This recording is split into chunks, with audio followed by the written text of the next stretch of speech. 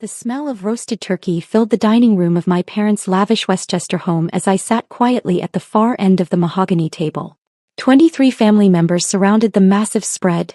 Aunts, uncles, cousins, and my immediate family all chatting about their recent vacations, new cars, and business deals. To them, I was just Maya, the 29-year-old struggling artist, who lived in a modest apartment in Queens. "Maya, honey, are you still doing that little photography thing?" Aunt Linda asked with a patronizing smile, cutting into her prime rib. "When are you going to get a real job?" Before I could answer, my older brother Derek jumped in. "She's been finding herself, for 5 years now. Some of us have actual responsibilities." He gestured toward his wife Jessica and their 2 kids. "I've got a family to support, a mortgage, college funds to think about." My parents nodded approvingly. Dad, Richard Blackwell, owned 3 successful car dealerships across New York. At 58, he was used to being the patriarch who controlled everything and everyone. Mom, Patricia, spent her days at charity galas and country club luncheons, always dressed in designer outfits that cost more than most people's monthly rent. "Speaking of responsibilities," Dad said, setting down his wine glass with authority. The entire table grew quiet. "Patricia and I have been discussing Maya's situation." My stomach tightened, but I kept my expression neutral. I'd learned long ago not to react to family drama. "We've been supporting her lifestyle for far too long," Dad continued, his voice carrying that boardroom tone he used when making business decisions. "The monthly allowance, the apartment rent, the car payments, it's time for tough love." "Richard, maybe we should discuss this privately," Mom whispered, glancing around the table at all the watching faces. "No, Patricia. Maya needs to hear this, and frankly, everyone here needs to understand that we're not running a charity." Dad stood up, his 6 feet 2 inches frame casting a shadow across the table. "Maya, we're cutting you off financially. Effective immediately. It's time to grow up and take responsibility for your life." The room fell silent except for the soft clinking of silverware. My cousin Mark smirked into his mashed potatoes. Aunt Linda raised her eyebrows with interest. My teenage cousin Sophie looked genuinely sorry for me. "You're 29 years old," Dad continued. "Derek was married and running his own business by your age. Your cousin Michael just bought his second house. What do you have to show for yourself? A few photos on Instagram." I took a slow sip of my water, processing his words. The irony was almost too perfect. Here was my father, lecturing me about financial responsibility, while sitting in a house I'd purchased through a shell company 3 years ago when he was facing bankruptcy from his failed casino investments. The same man who drove a BMW I'd bought him for his birthday, though he thought it came from Mom. The same family eating a Thanksgiving dinner I'd paid for through carefully disguised transactions. "I understand," I said quietly, setting down my glass. "Good," Dad said, his tone softening slightly. "This isn't about punishment, sweetheart. It's about helping you become independent. We've enabled you too long." Derek leaned back in his chair, looking satisfied. "Maybe now you'll finally get serious about a career. I could probably get you an entry-level position at my firm. Receptionist work, filing, nothing glamorous, but it's honest work." "That's very kind of you to offer," I replied, standing up from the table. "I think I should head home now. Thank you for dinner." Mom looked concerned. "Maya, honey, you don't have to leave. We can discuss this as a family." "No, it's fine." "Really?" I grabbed my purse and coat from the foyer. "I need to process this news." As I walked toward the door, I heard Dad's voice behind me. "This is for your own good, Maya. You'll thank us someday." I paused at the front door, my hand on the brass handle. "I'm sure I will." The November air was crisp as I walked to my car, a modest Honda Civic that I'd specifically chosen to maintain my cover.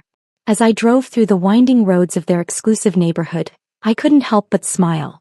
If only they knew that every house I passed, every streetlight, every perfectly manicured lawn existed because I'd secretly purchased and developed this entire subdivision through my company, Meridian Holdings. My phone buzzed with a text from Derek. "Don't take it personally. Dad's just trying to motivate you. Maybe this is the push you needed." I pulled into my apartment complex in Queens, another property I owned, though my family believed I was just another struggling tenant. The modest building housed 12 units, and every month I collected rent checks from 11 other tenants while pretending to struggle with my own payments. Inside my deliberately sparse apartment, I poured myself a glass of wine and sat at my computer. The screen displayed my real net worth, $847 million. My photography business was just the tip of the iceberg. Over the past 8 years, I'd built a financial empire spanning real estate, tech startups, and strategic investments. The cameras were my passion, but business was my talent. I opened my encrypted files and began reviewing the accounts. For 3 years, I'd been the invisible hand keeping my family's lifestyle afloat. Dad's car dealerships had been hemorrhaging money since 2019, but mysterious cash injections had kept them solvent. Mom's charity work looked impressive, but the generous donations that made her look philanthropic came from my anonymous contributions. Derek's successful consulting firms survived on contracts I'd arranged through my network. Even their daily expenses ran through accounts I controlled. Dad's corporate credit card was backed by my shell company. Mom's shopping sprees were funded by an account I'd established in her name. Derek's mortgage payments were automatically covered by a trust I'd created, though he thought his business income paid for everything. My phone rang. Dad's contact photo filled the screen. "Maya, I hope you understand that dinner wasn't personal," he said when I answered. "Your mother's worried about how you took the news." "I'm fine, Dad. I've been thinking about what you said. You're absolutely right." "Oh, well, good. I'm glad you see it that way." "I do. In fact, I think it's time I took complete control of my finances. All of them." "That's exactly the attitude we want to see. Independence, responsibility. Starting Monday morning, I'm going to make some significant changes." "Excellent. And Maya, we love you. This really is for your own good." After he hung up, I spent the next hour making phone calls. First to my financial advisor, then to my corporate attorneys, then to the executives at my various holding companies. By midnight, everything was in place. Monday morning arrived gray and cold. I was reviewing quarterly reports from my tech investments when my phone started buzzing. The first call came at 9:47 a.m. "Maya, there's some kind of mistake with my credit card." Mom's voice was strained. "They're saying it's been canceled, but I was just using it yesterday."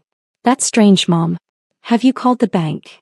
"I called and they said the account was closed by the primary account holder." "But your father opened that account." "Actually, I had opened it, but saying so would ruin the surprise. Maybe there's been some kind of identity theft? You should probably check all your accounts." The second call came 20 minutes later. Derek, his voice tight with panic. "Maya, something's wrong with my business accounts. 3 different cards have been declined this morning. I'm supposed to close a major deal today, and my bank is saying the accounts don't exist." "That sounds serious, Derek. Have you called Dad? Maybe he can help with his business connections." I tried calling him, but he's dealing with his own problems. Apparently, all the dealership accounts have been frozen. By noon, my phone had buzzed with 17 different calls and text messages. The family WhatsApp group was exploding with confused messages. "Dad, bank says our accounts have been compromised. Working with fraud department." "Derek, same here. 3 business accounts locked." "Mom, girls' lunch is cancelled. My cards aren't working." "Aunt Linda, is anyone else having banking issues? My investment account is showing 0 balance." "Uncle Mike, what the hell is going on? My credit line has been suspended." I let them spiral for a few hours before sending a single message to the group. "Having some technical issues with my photography client payments too. Banks are probably updating their systems. Should be resolved soon." The truth was far more complex. I hadn't actually closed their accounts. I'd simply revoked my backing of them. Dad's dealership accounts appeared frozen because the hidden credit lines I'd established were no longer available. Derek's business cards stopped working because the corporate guarantees I'd secretly provided had been withdrawn. Mom's shopping accounts were suspended because the trust fund I'd created to support them was now inaccessible.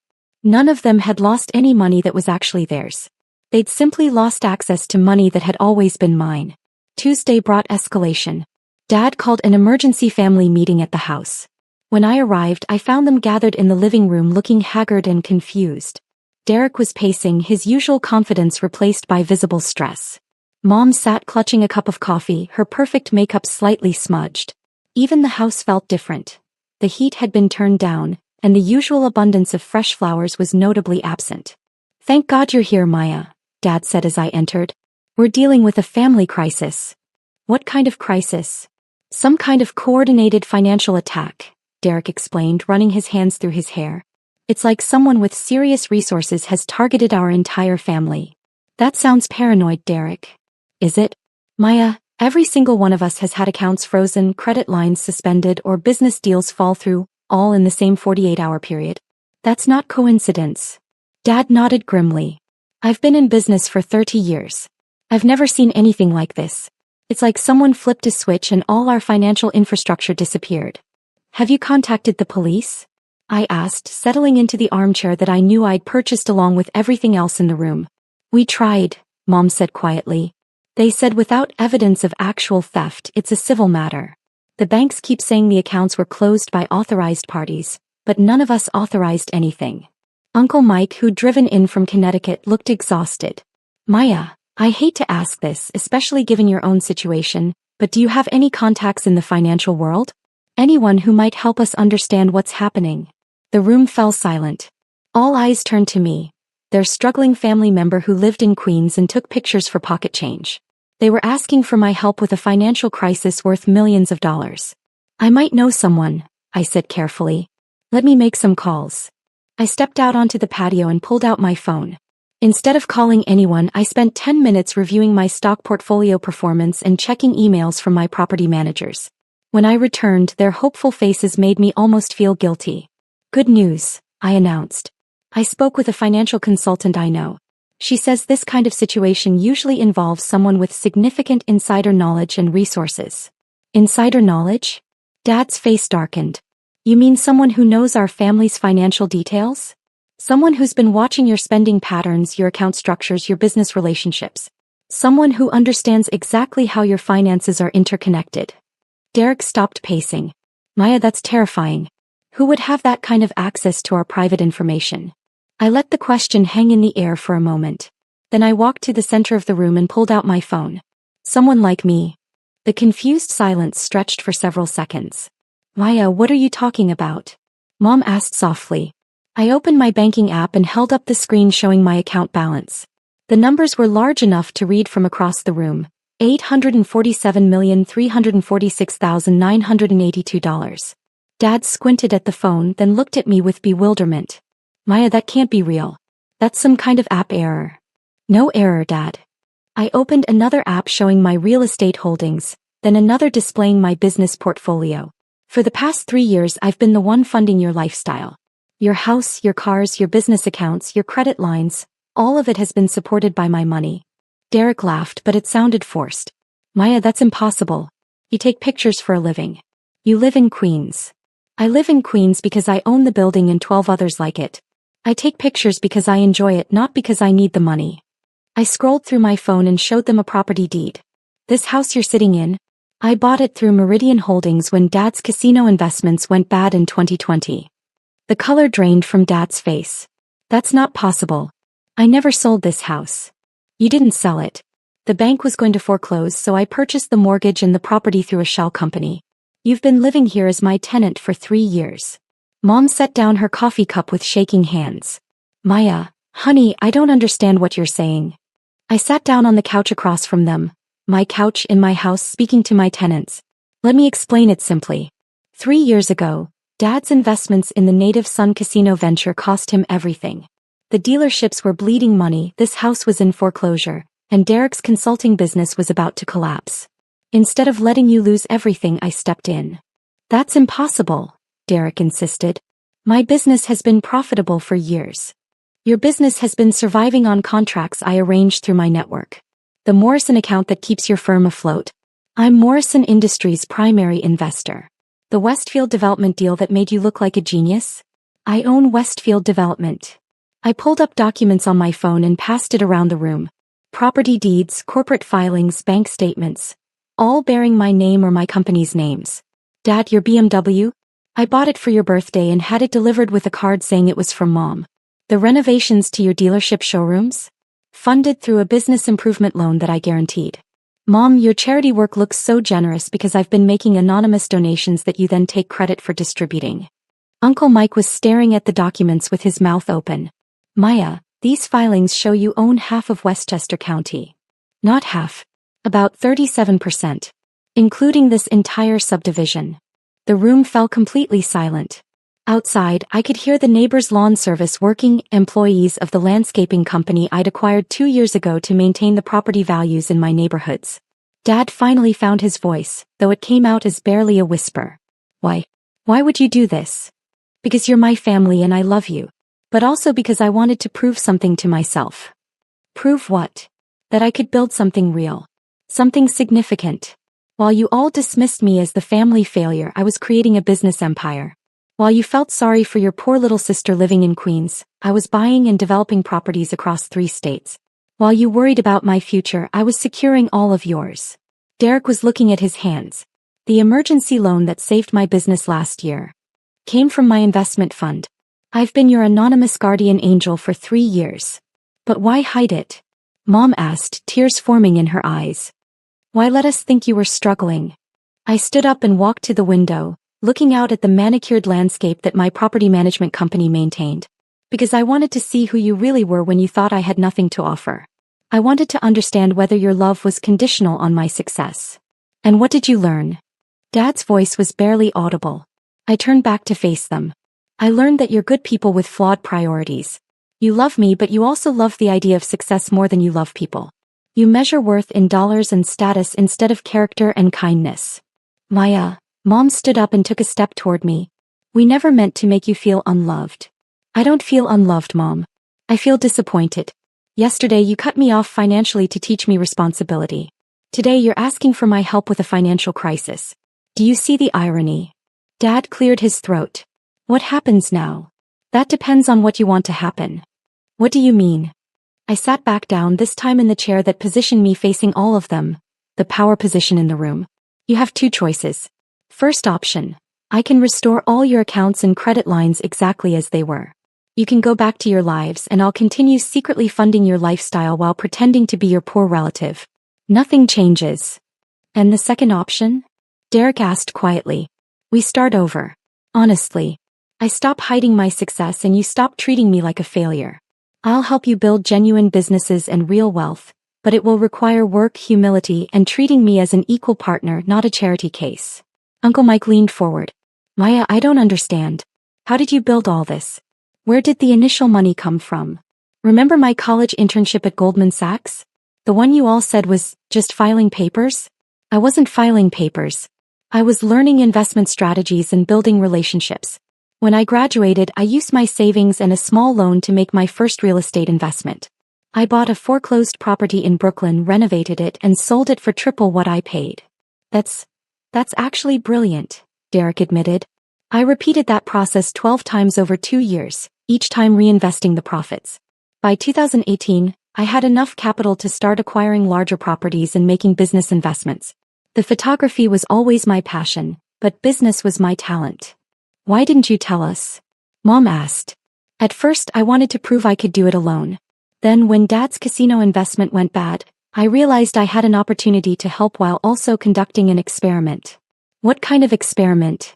I wanted to see how you'd treat me if you thought I was unsuccessful versus how you'd treat me if you knew I was wealthy. The results were educational. Dad stood up and walked to the window, his back to the room. We failed your test, didn't we? It wasn't a test with pass or fail grades, Dad. It was research. And what I learned is that you're capable of growth. He turned around and I saw something in his expression I'd never seen before. Genuine humility. Maya, I owe you an apology.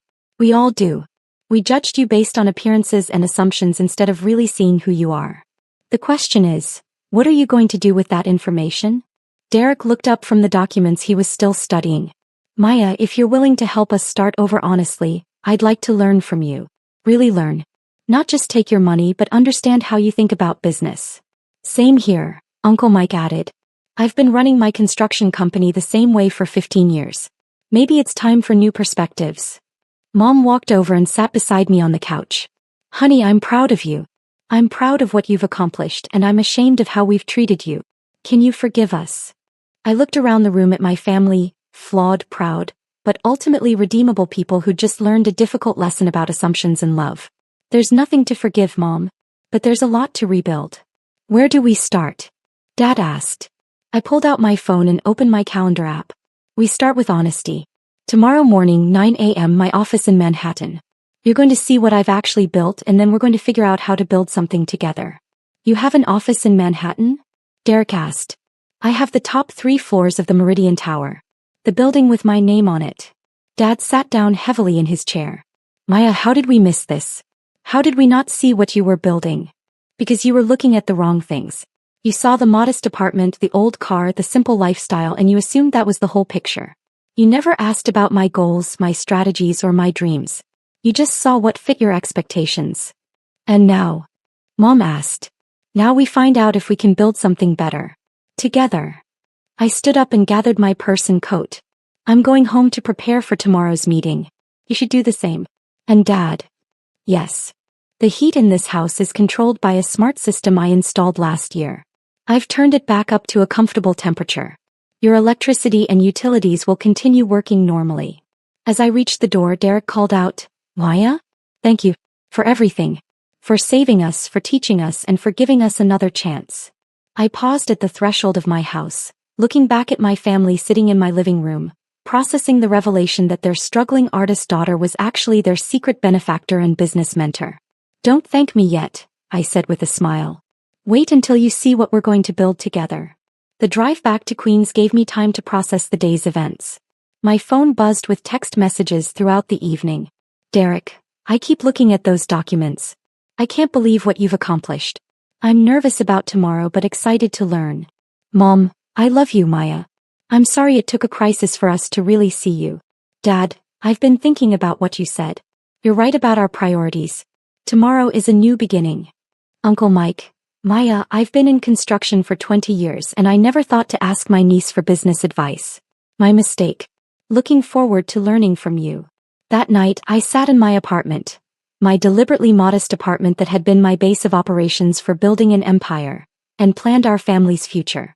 Real estate development projects that could utilize Uncle Mike's construction expertise.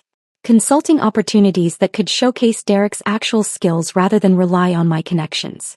Investment strategies that could teach Dad genuine wealth building instead of gambling on casino ventures. For 3 years, I'd been their invisible financial guardian. Starting tomorrow, I'd be their visible partner, mentor, and collaborator. The family that had cut me off financially on Sunday would be starting their real financial education on Wednesday. And for the first time in years, I was excited to see what we could build together.